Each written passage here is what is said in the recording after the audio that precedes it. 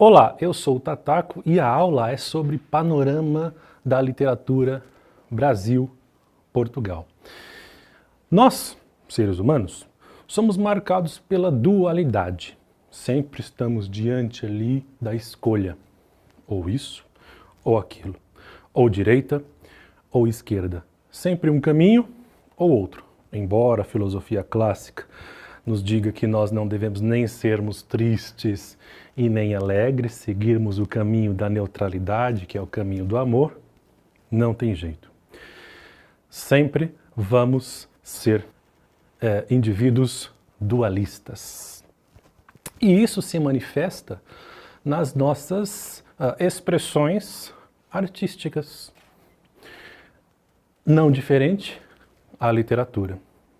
Costuma-se dizer que a literatura tem um movimento pendular, né? Sempre vai de um lado para o outro.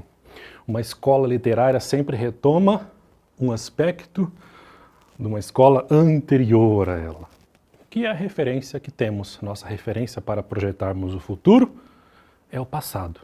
Na literatura portuguesa, nós temos como marco inicial um período literário que a gente chama de trovadorismo, que é o período da Idade Média, ali pós-queda do mundo clássico, pós-queda do Império Romano.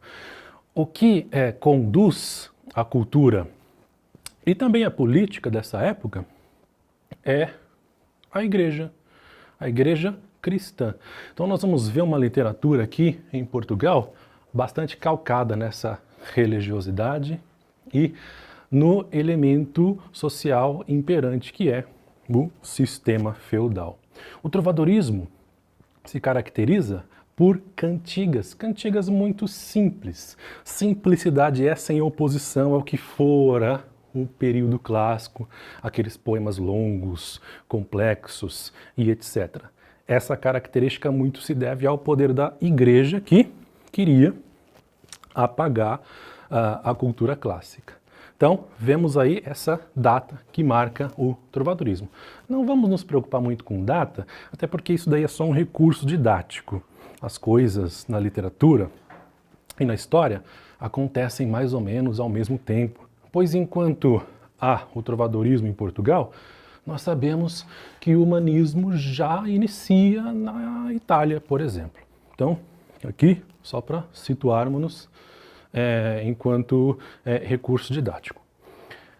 Após o trovadorismo, em Portugal, nós temos aí o advento do humanismo, que é justamente um retorno àquelas ideias clássicas, perdidas lá do mundo greco-romano, que permaneceram no pensamento e na cultura medieval de alguma forma, através da filosofia cristã, que nós chamamos de escolástica, e através da própria conjuntura europeia, que era muito diversa na época. Então, se aqui no trovadorismo eu tenho a valorização de Deus, né, o Deus cristão, no humanismo, que é o retorno ao ideal clássico, nós temos a valorização do ser humano. Representante do humanismo seria o nosso grande Dante Alighieri, ou, no Portugal, Gil Vicente, retomando justamente o teatro, que foi uma forma importantíssima de expressão artística no mundo clássico. Passando desse período do humanismo, nós temos o Renascimento, que tem suas sementes no humanismo. Enquanto o humanismo é um período de transição da época medieval para o Renascimento, ele só se manifesta na literatura e na filosofia. A partir disso, o Renascimento são as ideias humanistas, só que espraiadas para as outras esferas, para os outros tipos de arte. Arquitetura, literatura, música, as próprias ciências, né? A valorização da ciência também é retomada no Renascimento e etc. Nesse mesmo período acontece uma invasão uma invasão no continente americano, precisamente no Brasil. Esse período aqui do Brasil é considerado quinhentismo, caracterizado ali por literatura de viajante, né, que são os indivíduos que vêm para cá, conhecem o Brasil e escrevem a respeito dele. A igreja, ameaçada pelas ideias renascentistas, né, pela retomada do mundo clássico, lança mão de um projeto bastante complexo para poder retomar a condição em que estava antes do advento do Renascimento. Nós chamamos esse período de Barroco. Aqui já acontece, né, o Barroco simultaneamente com a literatura brasileira. O Barroco, então, seria essa retomada dos valores cristãos, uma tentativa dessa retomada dos valores cristãos no mundo, né? Avançando, nós temos o período do arcadismo. Vejam só, esse movimento pendular continua. Os séculos vão passando, né, e o ser humano fica entre valorizar a si mesmo, suas próprias virtudes, potências e características, ou valorizar um Deus, uma divindade, né, que está acima da sua capacidade. Arcádia, né, faz referência justamente ao mundo clássico. Arcádia era um lugar de morada dos pastores gregos e poetas.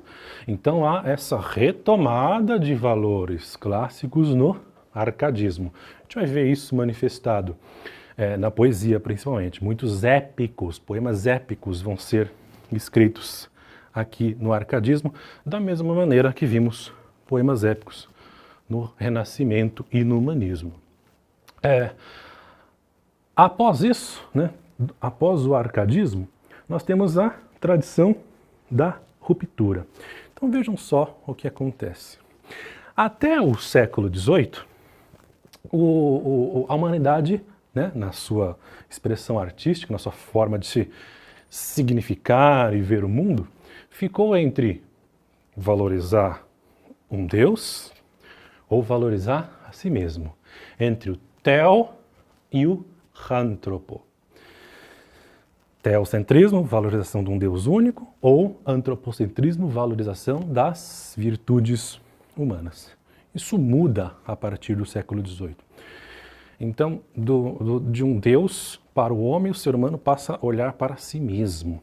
Isso muito tem a ver com as grandes transformações que vemos, né, no finalzinho do século XIX e início do século XVIII, que são as transformações técnicas, a Revolução Industrial, a Revolução Francesa e a Revolução Filosófica também, com a consolidação da ciência, né, do iluminismo. Então essa burguesia, que já vem de séculos anteriores e se consolida aqui, vai influenciar muito na produção literária e na visão literária. Por isso que o romantismo tem essa característica do subjetivo, do eu. Mas olha só o movimento pendular agindo novamente. Nós temos a escola realista. Realismo em Portugal com essa de Queiroz e no Brasil com Machado de Assis. Realismo que retoma alguns valores clássicos e vai criticar violentamente essa sociedade romântica do século XIX. Passando por isso, né, quase que ao mesmo tempo, nós temos a escola simbolista, que concorre ali com a escola parnasiana. Parnasianismo seria aquele desdobramento do realismo, seria um realismo ao extremo, uma despreocupação total com os problemas sociais. Enquanto o simbolismo seria uma continuação do romantismo. Então, o parnasianismo valoriza a matéria e o simbolismo valoriza, né, o eu profundo, a alma, assim como o romantismo. Cada escola ali com suas diferenças. Passando disso, nós chegamos à Idade Moderna. Definir e qualificar o modernismo torna-se complicado cada vez mais. Percebam que aqui no quadro há reticências. O modernismo em Portugal inicia-se ali com a publicação da revista Orfeu. E aqui no Brasil inicia-se a partir da Semana de Arte Moderna. O modernismo, sim, propõe uma ruptura total com tudo que veio antes. E aí nós vemos no modernismo uma tentativa de ruptura, né, com essa tradição pendular. Mas os desdobramentos das escolas modernas nos mostram o contrário. Nos mostram que o passado ainda é referência. Nos mostram que o ser humano ainda é esse ser dual, esse ser que faz escolhas e tem o passado como referência. Mas uma coisa que a gente pode concluir é o seguinte: o passado nunca é repetido. E a proposta do artista é sempre olhar para o passado e ressignificá-lo para poder em si transformar o futuro. E a aula foi sobre panorama da literatura Brasil-Portugal. Observamos aí algumas características desses ismos todos aí, desde o trovadorismo até o modernismo, tanto em Portugal como no Brasil. É isso.